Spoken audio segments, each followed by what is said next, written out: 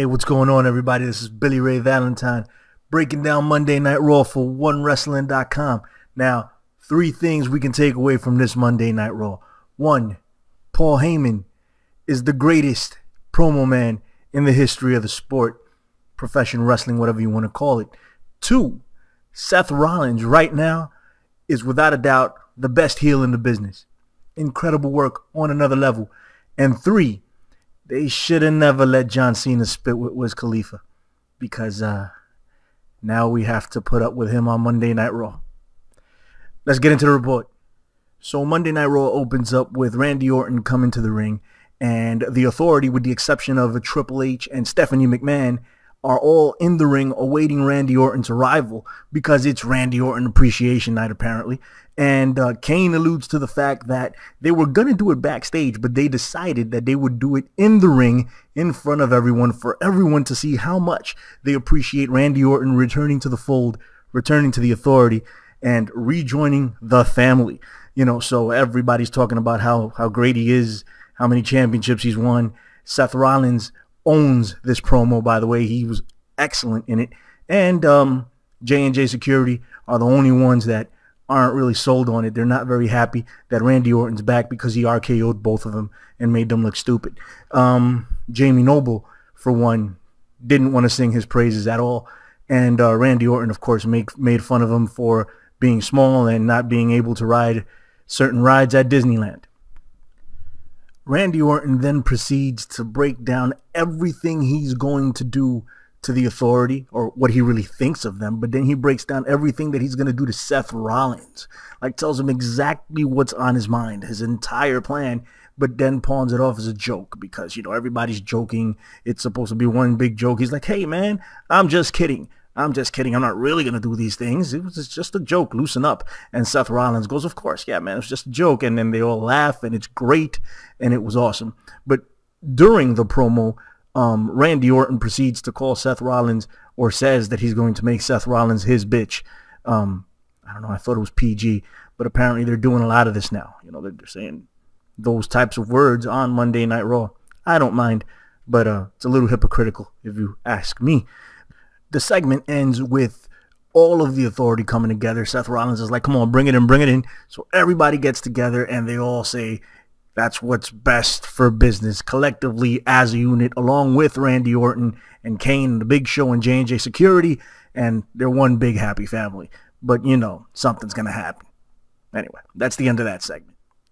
So in the latest installment of Champs or Chumps, Wade Barrett, the Intercontinental Champion, defends his title against Daniel Bryan. And a very short match, very uneventful match. Daniel Bryan wins clean with the running knee to the face, clean pin, and Wade Barrett loses, as you would expect for any Intercontinental Champion to do, because that's what the Intercontinental Champion does. He loses every week on Monday Night Raw without fail. When was the last time Wade Barrett won a match? I don't know. But anyway, Wade Barrett gets upset, and while Daniel Bryan is celebrating on the ramp, he attacks him because he lost, so he's pissed off. And he hits him with the bull hammer. But then Dean Ambrose music hits, and Dean Ambrose runs down to assault Wade Barrett and takes out Wade Barrett, and he waits in the ring for his opponent. So now we move on to Dean Ambrose versus Stardust. Stardust comes down with the Intercontinental title wrapped around his waist, because he stole it at some point. I don't know when, probably on SmackDown, but he stole it, and he has it now. So Dean Ambrose is competing against Stardust in another very uneventful match, and Dean Ambrose wins with the Dirty Deeds. Match is over, but there's a couple of other things that come into play here. R-Truth has been sitting with the announcers calling this match, and he called the previous match, and he's just sitting there waiting for something to happen, I guess. And then everybody joins the fray. Barrett, Daniel Bryan, Harper, and Ziggler come down after the match and all begin to have one big brawl. Wade Barrett is the last man standing. While all of this is happening, R-Truth is scheming on a way to steal the Intercontinental title yet again. So he takes it from a corner and puts it in a bag and sits back down. Wade Barrett realizes that R-Truth must be the one to have this title, because everybody else is knocked out. So he goes up to R-Truth and tells him, hey, where's the title? Give it to me. I want it. It's mine. I'm the champion. And R-Truth hands over a bag with something in it. Wade Barrett thinks it's the Intercontinental title, when in all actuality, it's a replica toy belt of the Intercontinental title. It's a replica. And R-Truth has the real Intercontinental title and is walking off with it. At this point, I don't know why he would want the real Intercontinental title, because that means he would lose every week on Monday Night Raw. But, I mean, R-Truth should be used to that. So I guess him and the Intercontinental title fits. Something else we need to talk about here with the Intercontinental title picture is that Daniel Bryan will apparently be in this match at WrestleMania. You know, and the match is probably going to be a show stealer of a match. But Daniel Bryan main evented WrestleMania last year. And now he's going to be in a match with other guys, probably opening up the show. Let's see what happens, man. I don't think he's going to even win this match. I think the strap is going to go to Ambrose at WrestleMania. And maybe they can try to rehabilitate this title, but they got a long way to go. A lot of work needs to be done. And I don't think this program is really helping it. Maybe the match will at WrestleMania. But, hey. So Paul Heyman then comes out and cuts one of the greatest promos I've ever heard in my life. Period. The guy is worth every penny that the WWE is paying him. Every penny. So he comes out and he says that he wants to watch this video package about Roman Reigns that the WWE has put together along with the people. So he comes out to watch this package. And the package is pretty much just summing up Roman Reigns' very short career, how he went through NXT and was a standout there, his time with the Shield, won the Royal Rumble, going on to main event WrestleMania against against Brock Lesnar. So now the whole story is that Roman Reigns cannot beat Brock Lesnar, and everybody keeps telling him, you can't beat Brock Lesnar, and he wants to prove everyone wrong. Believe that, as corny as that sounds. But that's the storyline that they're going with, right? Paul Heyman comes out, and then he brings out Brock Lesnar, of course, and Brock is in incredible shape. He says that that entire video that the WWE put together for Roman Reigns was just pure propaganda. He goes on to say that Roman Reigns' family is only one generation removed from cannibalism. I thought that was pretty funny, and it's probably true. Also, he says that they're savages and criminals and all sorts of stuff. Crazy.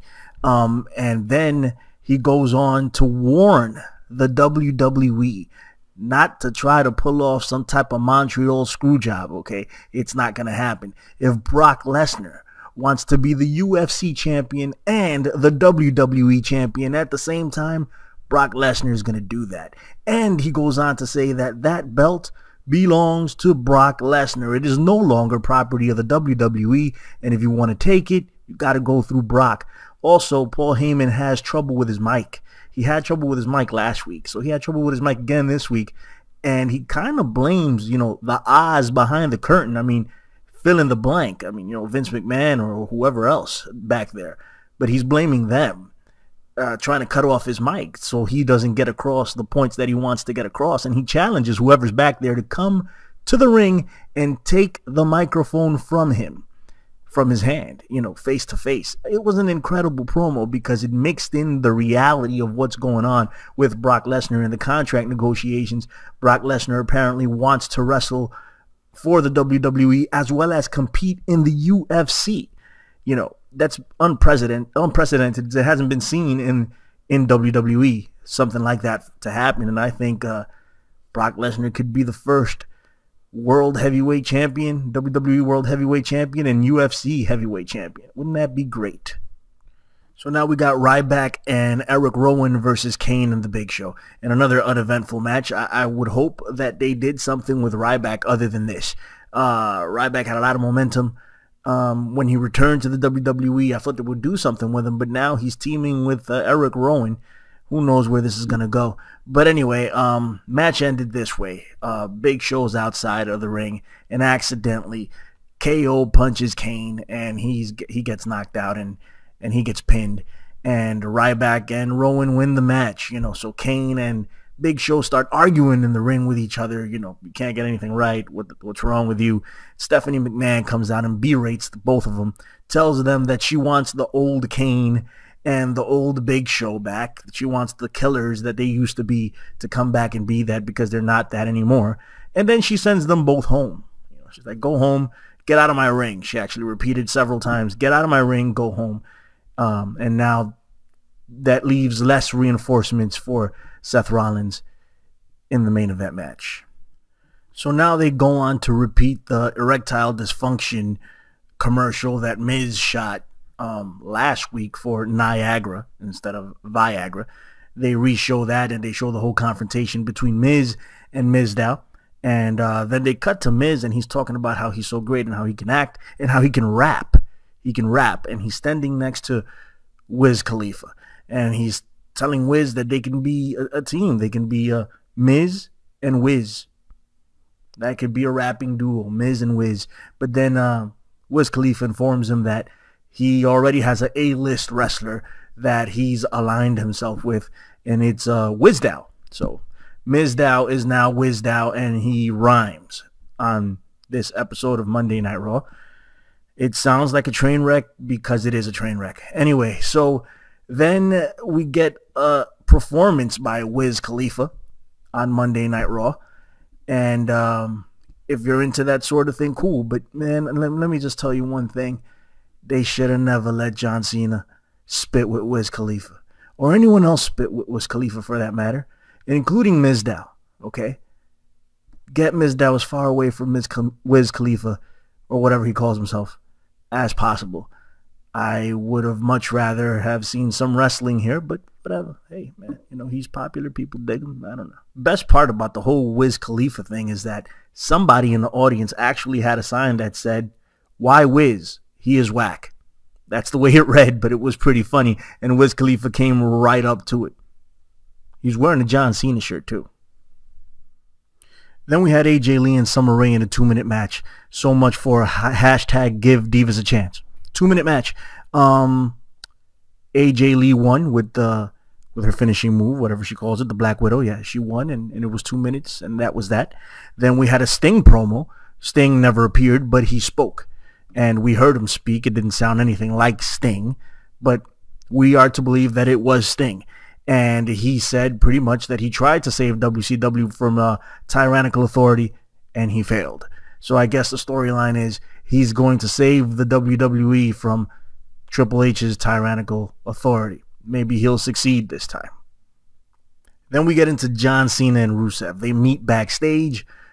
Cena tells him pretty much that if you say anything, if you badmouth the U.S. in any way, he's going to come down to the ring and, assault and destroy Rusev, right? Rusev just looks at him and keeps going. Rusev is going to wrestle Axel Mania, who is still in the Royal Rumble, 42 days, record-breaking. It's amazing. Axel Mania is running wild. So Axel Mania comes to the ring, Curtis Axel, and Rusev destroys him, makes short work of him. I mean, kills him, puts him in an accolade, makes him a humble, and he taps out very quickly. And of course, Rusev can't help himself, but he starts bad-mouthing America again. He says Americans are pathetic. Hulk Hogan was strong, but now Americans are weak and very pathetic. And John Cena took exception to that, ran down to the ring, and actually put him in an STF that looked like he was actually applying it seriously. He always leaves a little bit of gap, and on STFs that he applies to people, he leaves this little gap, and it looks fake, like he's not really doing anything. Well, no, he cinched it in really tight, and he made Rusev pass out, much like Rusev made him pass out at Fastlane. So I guess he got his back. And Lana was outside the ring screaming and yelling, looking out for her man, trying to get, Cena to get off of this guy, because Cena even looks sadistic. His face changed. It's a different type of attitude for John Cena. He kind of had an edge to him. So Lana was screaming at him. He's like, "Hey, let him go." He's like, "We'll fight you at WrestleMania." And Cena wouldn't let go. And then she said, "We will give you a U.S. title shot at WrestleMania." And Cena looked like, yeah, he finally got what he wanted, had a little smirk in his face, and let go and left. So Cena versus Rusev at WrestleMania for the U.S. title. Then we're treated to The New Day versus Cesaro and Tyson Kidd. It's another throwaway match. I mean, this thing must have lasted about a minute and a half. It was really that quick. And The New Day actually went over here. Natty was hanging around with Cesaro and Tyson Kidd. She stayed in the ring because she had a match with Naomi, who came down with the Usos. And Naomi and Natty actually had an excellent match. I mean, I did say excellent, but that's not what I meant. But it was pretty good, actually. I was kind of into it, man. Natty Neidhart is very good. I'm just very impressed by her work. And Naomi actually goes over with the rear view shot or something. I hate that finishing move when she puts her butt in other people's faces and that somehow puts them out. That's the finishing move. It's the rear view or something. I think that's what it's called. Anyway, it's bad. So Naomi goes over, and then we get Los Matadores come down. I mean, this was successive, back to back to back. I don't understand why they did this. I thought it was kind of annoying. But the Matadores came down, and they had a tag match against the Usos. And the Matadores went over with a distraction finish by the Bull, El Torito. He distracted one of the Usos, and the Matadores won. So there you have it. Then we get to the new face of fear, Bray Wyatt. The new face of fear comes out to call out the Undertaker yet again. He tells him he's not afraid of him and that, the Undertaker already lost. His streak has been broken. And Wyatt is the heir apparent. And he comes out with the urn. He opens up the urn. Nothing's in it. But all of a sudden, smoke starts coming out of it. Undertaker's bells start ringing. The lights go out. A rocking chair appears in the middle of the ring, and lightning strikes it, and it gets lit on fire. And Bray Wyatt apparently finds this super amusing because he's in the corner just laughing up a storm the entire time. Interesting segment. I thought for a second we were going to see The Undertaker. That didn't happen. I don't know if we will see The Undertaker, but The Undertaker actually, in a Sting-like move, spoke without actually being there, a recording saying, "You will rest in peace," was playing. And I guess that's The Undertaker's way of accepting Bray Wyatt's challenge at WrestleMania. Bray Wyatt is not winning this match at WrestleMania, so I really don't see the point in having both of these guys wrestle at WrestleMania. He's not winning, trust me. And now for the main event of the evening, we get a handicap match featuring Roman Reigns against Randy Orton and Seth Rollins. And everyone knows what's coming here, right?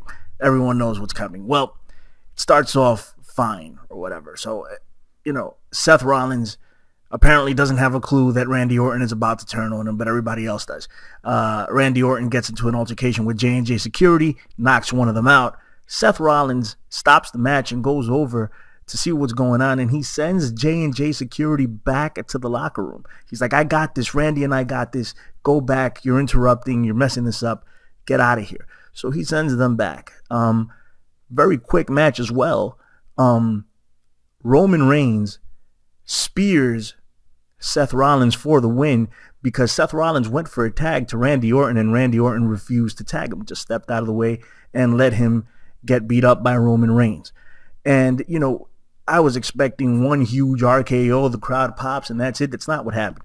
Randy Orton methodically went in there and just took apart Seth Rollins and kept screaming at him and yelling at him and beat him up outside, hit him with chairs, threw him against the iron steps. I mean, just beat the trash out of him the entire time. It's a little, the crowd wasn't as into it, man. This crowd didn't do what they were supposed to do, man. I thought, they were supposed to be losing their minds throughout this segment, but it just didn't happen. It didn't happen. I don't know if it was too predictable and they expected it to happen, or it was just drawn out too long before the big RKO. We finally did get the RKO through the announce table, and that was a moment that the people actually cheered for, but it wasn't as big a cheer as I expected. Randy Orton actually threw his fingers in the air like so.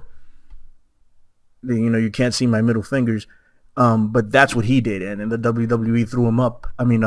Cut off his middle fingers. He threw his middle fingers in the air. I don't know, man. This isn't much PG to me, but whatever. It was just okay, man. This Raw was difficult to get through, in my personal opinion, man. Wiz Khalifa didn't make it any easier, and it was anticlimactic at that. The road to WrestleMania is very, very bumpy.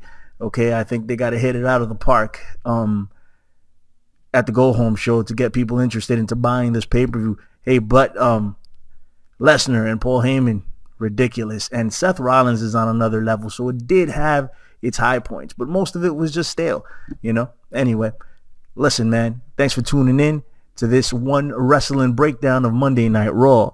We're going to try to keep these going, see how it evolves, see how the show changes. I wanted to give shout outs to all my people: Big Ray, Bill Schuyler, Andre Corbeil, A-Track Brown, and the Professor Anthony Quintana. Thank you for your support, and keep watching One Wrestling, man. We'll see what we do with this show. All right, peace.